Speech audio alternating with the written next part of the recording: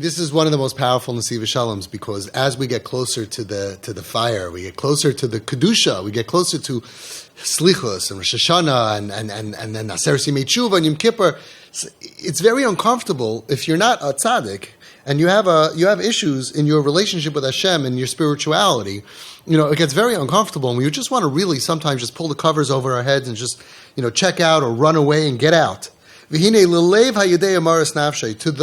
To the person, to the heart that knows the bitterness of his soul, umatzavei hashafel, and his low spiritual situation. It's so hard. It's so hard to come into Rosh Hashanah, to forget all the past, all the mistakes, all the sin, and to just walk into Rosh Hashanah so I'm ready to be Mamlech Hashem on the world, and I'm going to connect to Hashem, I'm going to be Mavatal myself to Hashem. It's really hard to get so close to that high level of spirituality, Ulahamlech Kuchbricho, I call Ever Ve'ever delay, and to be Mamlech and to be Mamlech Hashem, that he should be the sovereign king on my entire being. It's very hard after you had a year which you were not exactly the biggest tzaddik. And a lot of us feel this way. And listen to this beautiful mashal. There's a mashal that he brings down, that there was a soldier. And they gave this soldier a tremendous thing. They said, the king is going to come to our city. You could be the first one to greet him. Go out, 5 miles out, and you're going to be that first station. You put in the thing into the ground, station, welcome to the king. And when the king's going to be coming, you're going to be the one to greet him. So it's fantastic. It's the biggest covet in the world. Then he's out there, he goes out and he's waiting, and it's boiling hot, it's 100 degrees, and he's there for an hour, for 2, for 5, and he's just boiling, schwitzing, he's all wet, and the king is delayed. So he decides, you know what? He sees right over here, right next to that little place, is a little spring. So what does he do? Takes off all his clothing, goes into the spring to just rinse himself off, so he can come out and he can be fresh in front of the king. But unfortunately, Pisoim, suddenly, when he was not wearing any clothing, all of a sudden the king appears. And he's the Mavuka Gedolah. He's just like, well, what am I supposed to do? What should I do? On the one hand, I want to go out. I want to greet the king. On the other hand, I'm so embarrassed. I can't just go out. I'm not wearing any clothing. I just want to take a deep breath and go underwater and stay as long as I can. The king will eventually say, oh, I guess there's a flag here. And it says, welcome, but there's nobody here, and he'll move on. But on the other hand, how can I do that? How can I miss this opportunity, once in a lifetime opportunity, to get close to the king and to be close to have that covet of welcoming the king? I don't know what to do. Mevuka Gedolah, he's in a terrible, terrible distress. What would you do? What would you do?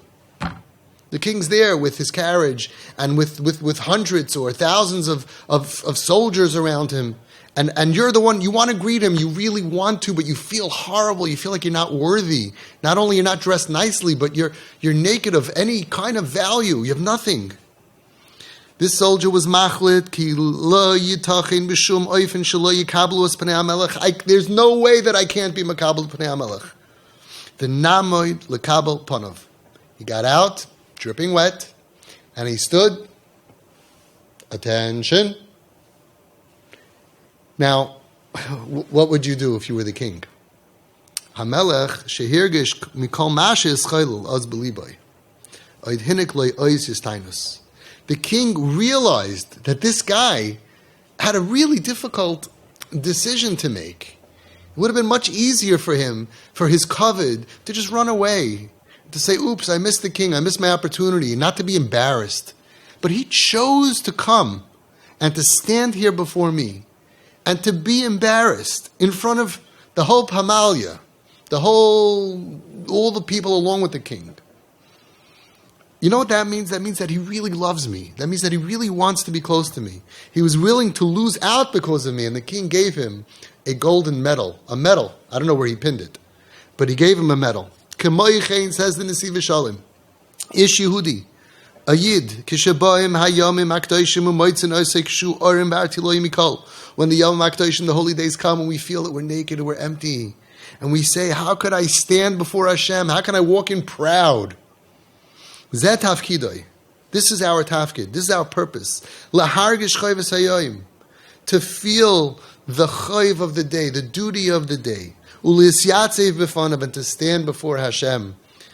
b'fanav Yisbarach, in front of Hashem, k'may shehu, the way you are, lamroi shehu arim, in spite of the fact that you're naked, v'yitzap l'rachem yishamayim, and to hope for rachem yishamayim, for mercy from Hashem, sheyiskabel be'ahava, that He should accept you be'ahava, He should accept you with love. He'll know, and He knows how hard it is for you to show up, but He's going to realize that you made the effort for Him. You made the effort to come, to show up, to be there. And that's the tafkid of the day.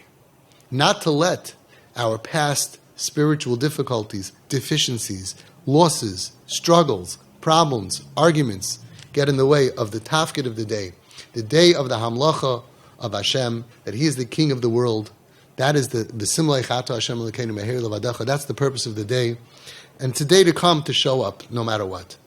The worse that you are during the day, the more Hashem knows how hard it is for you to show up and to really daven and really connect. And therefore He will reward you even more.